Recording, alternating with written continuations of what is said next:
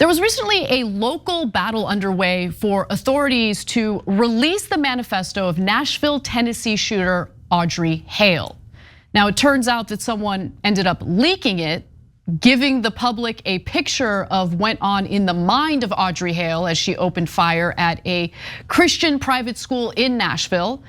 But there are also some questions about why the manifesto was kept from the public in the first place. And luckily, we've got some answers for that question. But I also want to just kind of dive into why it is that when it came to this particular mass shooting, the public wasn't allowed to see the manifesto. In other mass shootings, we get the manifesto right away. So before we get to the manifesto itself, here's a refresher on the tragic shooting that took place earlier this year. So as I mentioned, Audrey Hale was the mass shooter. She killed 6 people at Covenant School last March. The 28-year-old shooter was killed by police after having opened fire, killing 9-year-old children and 3 adults.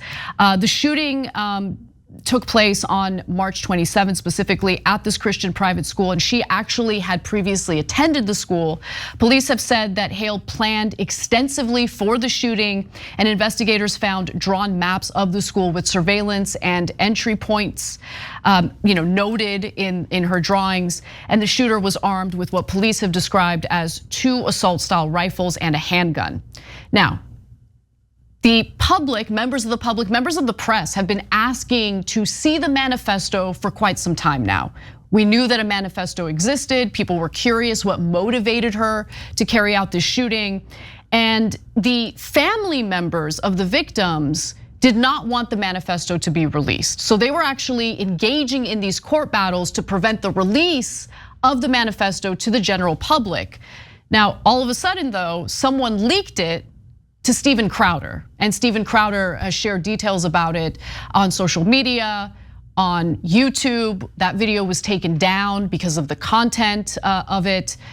And I'm guessing sharing the details of the manifesto goes against their terms of service. So we are not gonna get into the details of what the manifesto says. I'll say something general and broad about what we know about the manifesto. First of all, it's clear that Crowder didn't have the entire manifesto. He had 3 pages of it. He shared photos of it online. And in it, it's clear that the shooter had issues with privileged white people, okay?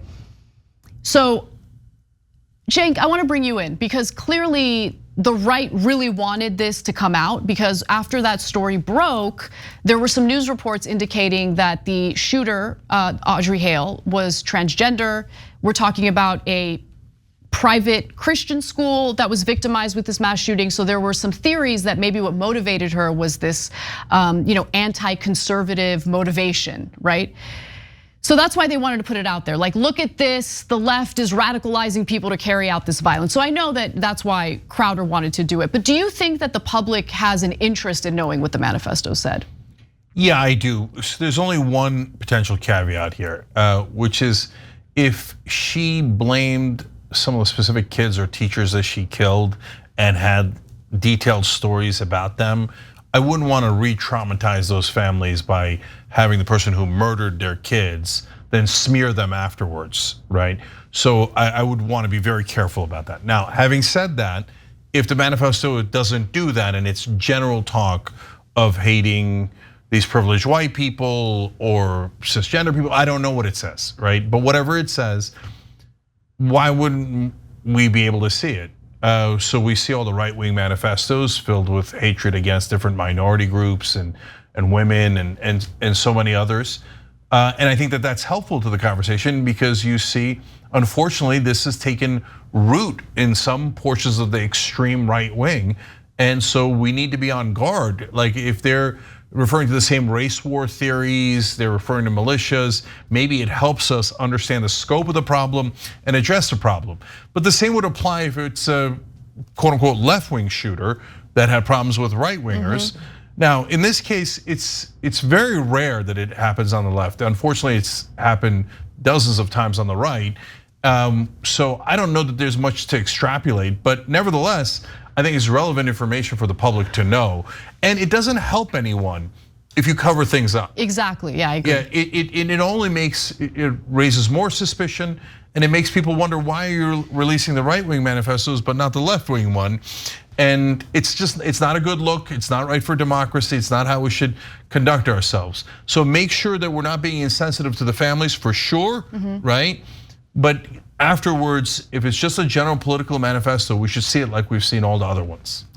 The other thing is, there's this game kind of being played about, oh, well, this side of the political spectrum is radicalizing these dangerous people. Oh, no, it's that side of the political spectrum that's radicalizing this group of people. And look, I do think that the rhetoric we engage in the tone of the rhetoric we engage in is important. And if this manifesto has any indication that she was radicalized based on content she was consuming online, I do think it's important to know all of that. But then how do you also balance a country that values freedom of speech, freedom of expression with stories like this? You get what I'm saying? Because look, obviously, when it came to replacement theory, there was a shooter who was motivated by his fears that white people were being replaced by migrants in the country. And that was something that was repeatedly talked about by Tucker Carlson when he had a show on Fox News.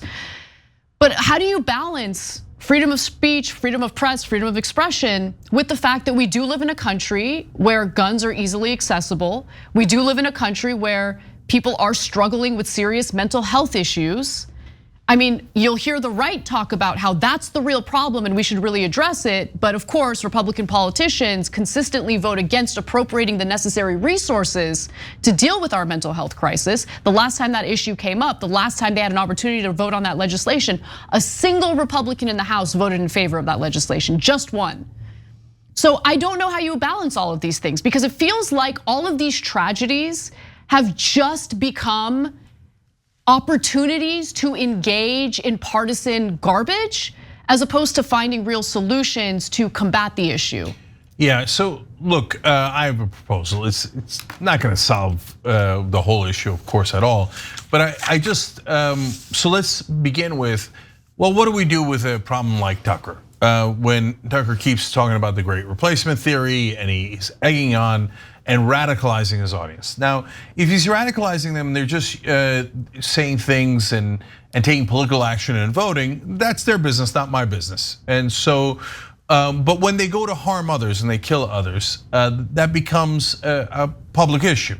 And so, but at the same time, you can't say, hey, I didn't like what you were saying. I thought it was radicalizing, so I'm gonna ban you from saying it. So I don't think that's the right answer. Because that's a very subjective standard. And I wouldn't even know where to draw the line for right-wingers, let alone left-wingers, let alone everyone. That's a principled standard. Now, having said that, is one side doing it more than the other? Well, at this point, that's just a fact. The FBI tells us, yes, the right-wing militias and different extremist movements are a giant domestic terrorist threat, and it is happening at a much greater rate over there. So why? Well, it's not that there are no left-wing shooters. This person appears to be a left-wing shooter. Remember that the one example the Republicans always use, that's that one guy who's a Bernie Sanders supporter who shot the Republicans on the softball field. But let's look at the difference. Does Bernie encourage his side to go do violence? No, never. That's why it's just this one random guy. And there's not a second data point at all when it comes to Bernie, for example, and progressives in particular in that ilk, right? Whereas there's dozens and dozens on the right wing, because it's not just Tucker Carlson. It's most of the right wing media hosts telling, oh, you got to do something. Oh, these guys you're going to ruin your culture. They're going to ruin your identity. They're going to ruin your family and your family. They're coming for you. They're going to replace you. You're in grave danger. This isn't about us. This is about you. You're in big, big danger, and you got to do something. Now they know that that's irresponsible, but they think, yeah, but I'm making a lot of money. I'm getting ratings. I'm getting clicks. I'm so like Tucker before he was fired was the most popular host on Fox News. In cable news. In cable news, period. Yeah. And he was making unbelievable amount of money from spreading that hatred and demagoguery. So I don't know that there's something that the law can do about that, or that I would support that action. But what we would ask the right wing to do is to be slightly irresponsible. So whenever we talk about issues, and especially if it's our side that's creating an issue, and like for example, when Riley Gaines was holed up in a room. She's a conservative. She's speaking out against trans women being involved in women's sports, and there was she felt in danger, and it wasn't just a subjective feeling. The cops were worried about taking her out of the room because they thought she might be assaulted. So that is wrong, and we call out that it's wrong. We tell our audience all the time, do not go in that direction. Violence never solves anything. It's immoral, and it's a very bad strategy. So it's wrong on both counts. But do I see the right wing doing that? Almost never. Yeah, that's a really good point, because I do think that there's a split on the left when it comes to violence. I mean, I'll give you the latest example, right? So there's that fringe element of the left that's justifying what Hamas did. And they have been condemned aggressively by pretty much everyone else in the left, including us, because it's disgusting. Making justifications for terrorist acts, making justifications for targeting innocent civilians is not okay, period, right? But I don't know if you see much of that going on among the right. I don't know if there's like a group of moderate conservatives who are like, hey, guys, knock it off. This is super irresponsible rhetoric. It could inspire someone to carry out an act of violence. I'll give you another example. I remember doing a lengthy segment that some found controversial. I don't care, I stand by it 100%, where one of the elements that I featured was a speaker at Yale her name was Aruna Kilanani, okay? And in that speech, it was recorded and everything, I played it for the audience, she talked about her fantasies of slaughtering white people who stood in her way. Insanity. Absolute insanity, and it should be condemned. But I want to see more of that on the right as well. Because if we don't kind of keep our own side in check, then yeah, I just think irresponsible stuff does happen. Irresponsible rhetoric can inspire people who do have mental health issues. Yeah, look, I think the tanky talk on the left about how they're gonna take over or do violence, whatever the hell they're gonna do, is insanity. And so go and catch feelings, okay? They will. But we're willing to call that out. And anytime there's something that goes wrong on the left, the media and everyone else says, okay, it's everybody on responsibility on the left that you have to say that they were wrong. And no problem, because they are wrong, right? But that never applies to the right. The only guy that I've seen in the last decade or so that has called this out as a problem, and only in passing, is Mitt Romney. And other than Romney, there's nobody, and he's roundly reviled by the right wing. Yeah, he is. They're like, oh, that guy doesn't even want to do violence.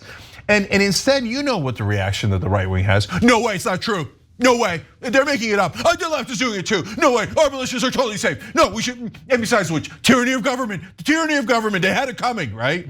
And so come on, keep it real. They deny reality at every turn. And I'm not talking about all right wingers. I'm talking about right wing media that is encouraging the crazies to do things like this. And they always say, it's not us, it's not us, that didn't happen. The FBI's making it up, it's deep state. Bunch of lunatics. So they're deeply irresponsible. They have a right to say these things. We're not gonna put them in jail for it or anything. We're asking them to be decent human beings, but that is falling on deaf ears. Almost all of right-wing media, not decent human beings. Okay, yeah. But by the way, here is us for the billionth time in a row calling out a left winger and saying, of course that's monstrous. It doesn't matter if it's your right winger or a left winger if you're murdering people, little children. Right. And I want to see what your dumbass manifesto said, because there is no justification for this. Right. And you release the manifesto, and everyone, right wing, left wing, the middle should shred it. Do not believe in this insanity of going towards violence instead of political solutions. And look, now that a few pages of that manifesto have been leaked to Steven Crowder. And by the way, the local authorities are investigating who leaked it, how it got leaked, all of that. We have one perspective on what the manifesto says. We don't have the entirety of it. And I think reporter Phil Williams makes a good point here in noting why it is that various journalists have been calling for the release of the manifesto. Multiple sources have told me that the selective leak of 3 pages of the Covenant School shooting manifesto is extremely misleading. People who have read the whole thing say there's something in there for everybody, meaning she wanted to target everybody. Another, she hated everybody. This is why journalism organizations have argued for the release of the shooter's writings, so the conversation can be based on facts, not someone's spin. And let's be clear, at this moment, it is based on Steven Crowder's spin and the limited access he's had to that manifesto. So I do think there's a public interest in knowing what the manifesto said, and I also agree that this is spurring more conspiracy theories because, again, anytime there's been a right-wing shooter with a right-wing manifesto, we've been able to see it right away. And last thing I'll say is, from our perspective, never hide facts. And do not shape your facts around your ideology, because they're not your facts, they're just reality. You should shape your ideology around facts, not vice versa. Right. So we're never in favor of hiding facts. It's important to be honest with yourself, see what happened so that you could address it and get better. Hey, thanks for watching that video. We really appreciate it, guys. And we appreciate it if you become members because that allows us to be independent, honest, progressive, all the things that you don't get from corporate media. And all of that is because of you guys. Hit the join button below and become one of us, become a Young Turk.